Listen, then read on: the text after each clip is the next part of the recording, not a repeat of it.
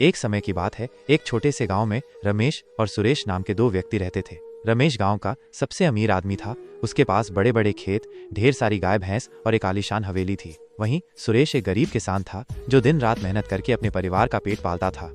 रमेश को अपनी दौलत पर बहुत घमंड था। वो हमेशा गरीबों को नीची नजरों से देखता और उनकी मदद करने से कतराता। दूसरी ओर सुरेश ईमानदार और परिश्रमी व्यक्ति था। उसकी आमदनी कम थी लेकिन दिल बहुत बड़ा था। वो हमेशा जरूरतमंदों की मदद करता और सभी का सम्मान करता।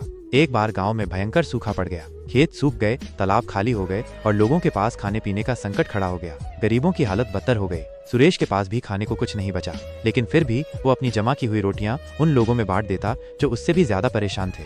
उधर रमेश के पास अनाज के भंडार भरे हुए थे, लेकिन उसने किसी की मदद नहीं की। वो सोचता था कि अगर उसने अपना अनाज बांट दिया तो उसकी संपत्ति कम हो जाएगी। गांव वाले उसके पास मदद मांगने गए, लेकिन उसने सभी को दुत्कार कर भगा दिया।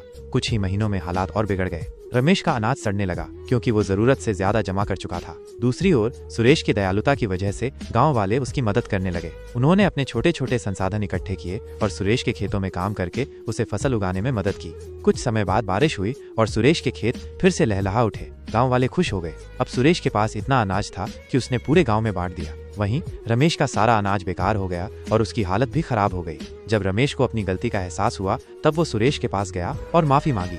सुरेश ने उसे माफ कर दिया और समझाया कि असली दौलत पैसा नहीं बल्कि इंसानियत और दूसरों की मदद करना है। उस दिन के बाद रमेश ने अपना स्वभाव बदल लिया और गांव की भलाई के कामों में सुरेश का साथ देने लगा। धीरे धीरे दोनों ने मिलकर गांव को फिर से खुशहाल बना दिया। इस कहानी से हमें ये सीख मिलती है कि धन से अधिक महत्वपूर्ण दूसरों की मदद करना और सहानुभूति रखना है।